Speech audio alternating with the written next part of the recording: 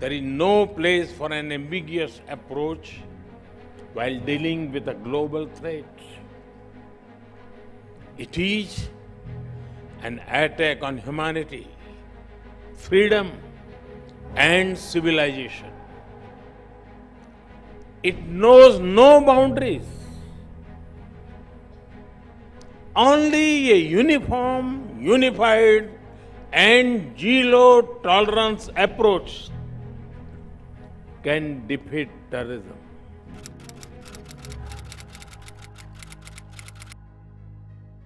तिरंगे की यही भूमिका हमने कुछ समय पहले यूक्रेन में भी देखी। जब भारतीय नागरिकों के साथ साथ संकट में फंसे अनेक देशों के साथियों के लिए भारत का तिरंगा ढाल बना। ऑपरेशन गंगा सबके लिए आशा बन करके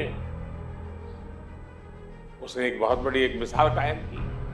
अफगानिस्तान से भी बहुत ही विपरीत परिस्थितियों में हम अपनों को सकुशल लेकर के वापस आए। हमने ऑपरेशन देवी शक्ति चलाया। हमने यही कमिटमेंट कोरोना वैश्विक महामारी में देखा। अनिश्चितता भरे उस माहौल में भारत ने एक एक नागरिक को स्वदेश लाने का बीड़ा उठाया। हमने दूसरे देश के बहुत से लोगों की भी मदद की। ये भारत ही है जिसने दुनिया के सैकड़ों जरूरतमंद देशों को जरूरी दवाएं, वैक्सीन पहुंचाई। इसलिए आज दुनिया भर में भारत के प्रति एक सद्भावना है। साथियों, ऑपरेशन दोस्त मानवता के प्रति भारत के समर्पण और संकट में फंसे देशों की मदद के लिए तत्काल खड़े होने के हमारे कमिटमेंट को भी दर्शाता है। दुनिया में कहीं भी आपदा हो, भारत फर्स्ट रिस्पॉन्डर के रूप में तैयार मिलता है। नेपाल का भूकंप हो, मालदीव में, श्रीलंका में संकट आए हो, भारत सबसे पहले मदद के लिए आ गया है।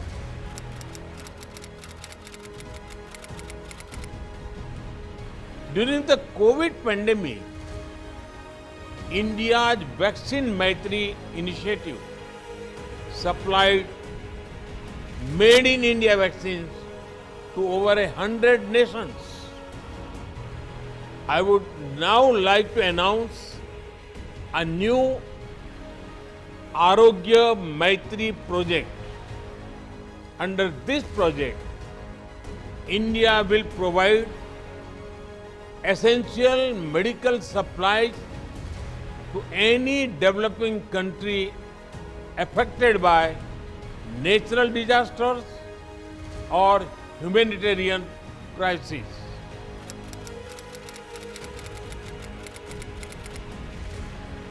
रक्षा क्षेत्र में भारत इंटेंट, इनोवेशन और इम्प्लीमेंटेशन के मंत्र पर आगे बढ़ रहा है।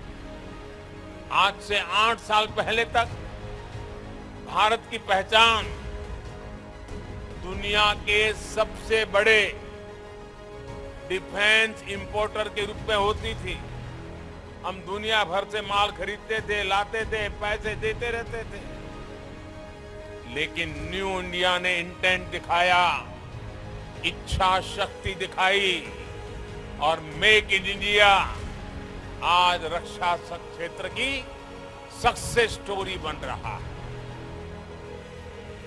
पिछले 5 वर्षों में हमारा रक्षा निर्यात, हमारा डिफेंस एक्सपोर्ट 8 गुना बढ़ा है। दोस्तों, हम दुनिया के 75 से ज्यादा देशों को रक्षा सामग्री और उपकरण एक्सपोर्ट कर रहे हैं, निर्यात कर रहे हैं। 2021-22 में भारत का डिफेंस एक्सपोर्ट $1.59 बिलियन यानी करीब 13,000 करोड़ रुपए हो चुका है। और आने वाले समय में हमने इसे $5 बिलियन यानी 40,000 करोड़ रुपए तक पहुंचाने का लक्ष्य रखा है। ये निर्यात एक्सपोर्ट केवल कुछ उपकरणों तक सीमित नहीं है, केवल कुछ देशों तक सीमित नहीं है। भारतीय रक्षा कंपनियां आज ग्लोबल सप्लाई चेन का महत्वपूर्ण हिस्सा बन रही है। हम ग्लोबल स्टैंडर्ड के स्टेट ऑफ आर्ट उपकरणों की सप्लाई कर रहे हैं।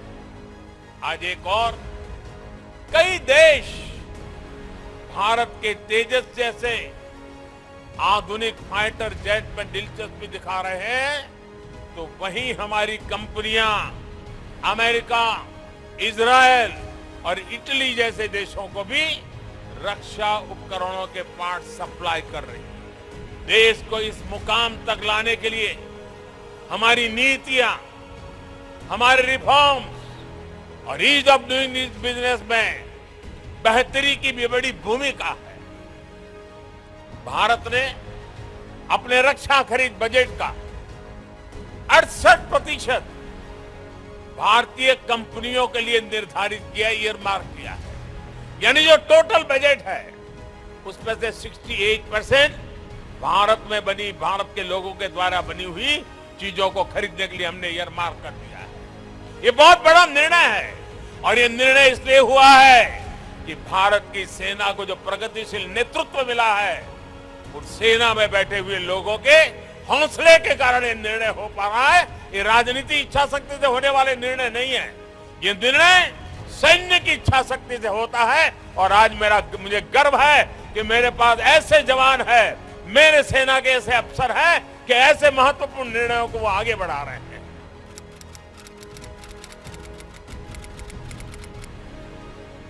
हमारी सेनाओं ने ऐसे उपकरणों की एक लंबी लिस्ट भी बनाई है जिनकी खरीद अब स्वदेशी कंपनियों से ही की जाएगी।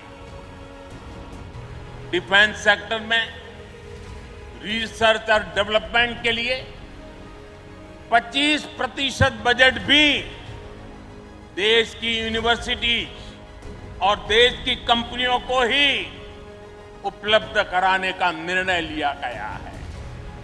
तमिलनाडु और उत्तर प्रदेश में 2 बड़े डिफेंस कॉरिडोर भी विकसित हो रहे हैं।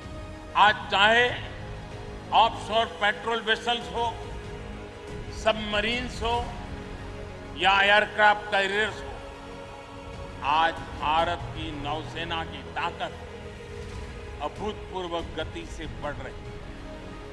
इससे आने वाले समय में हमारी नेवी और मजबूत होगी। ज्यादा सुरक्षित सी लेन्स, बेहतर मॉनिटरिंग और बेहतर प्रोटेक्शन से हमारा एक्सपोर्ट, मैरीटाइम ट्रेड और मैरीटाइम प्रोडक्शन भी बढ़ेगा। इससे केवल भारत ही नहीं बल्कि दुनिया के दूसरे देशों और विशेषकर हमारे पड़ोसी मित्र राष्ट्रों के लिए व्यापार और समृद्धि के नए रास्ते खुले।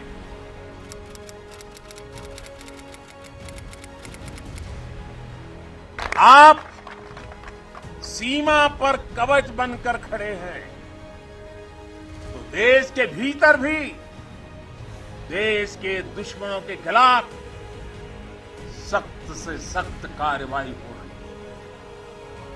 आतंकवाद की, नक्सलवाद की, अतिवाद की जो भी जड़ें बीते दशकों में पनपी थी, उसको उखाड़ने का सफल प्रयास देश निरंतर कर रहा है। कभी नक्सलवाद ने देश के बहुत बड़े हिस्सों को चपेट में ले लिया, लेकिन आज वो दायरा लगातार सिमट रहा है। आज देश में अनेक सैनिक स्कूल खोले जा रहे हैं। सैनिक स्कूलों में सैन्य ट्रेनिंग संस्थानों को बेटियों के लिए खोल दिया गया है और मुझे गर्व है, मैं बहुत सारी बेटियों को मेरे सामने देख रहा हूं।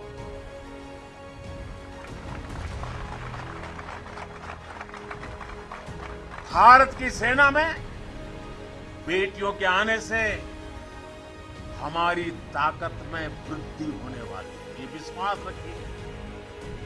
हमारा सामर्थ्य बढ़ने वाला है।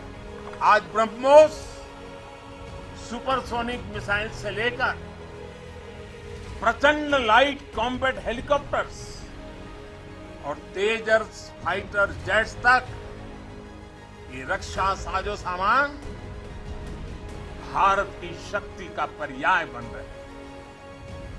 आज भारत के पास विशाल समंदर में विप्लवी विक्रांत है। युद्ध गहराइयों में हुआ तो अरी का अंत अरिहंत है। भारत के पास पृथ्वी है, आकाश है। अगर विनाश का तांडव है तो शिव का त्रिशूल है, पिनाका है। कितना भी बड़ा कुरुक्षेत्र होगा, लक्ष्य भारत का अर्जुन भेदेगा। आज भारत अपनी सेना की जरूरत तो पूरी कर ही रहा है, बल्कि रक्षा उपकरणों का एक बड़ा निर्यातक भी बन रहा है। आज भारत अपने मिसाइल डिफेंस सिस्टम को सशक्त कर रहा है, वहीं दूसरी तरफ ड्रोन जैसी आधुनिक और प्रभावी तकनीक पर भी तेजी से काम कर रहा है।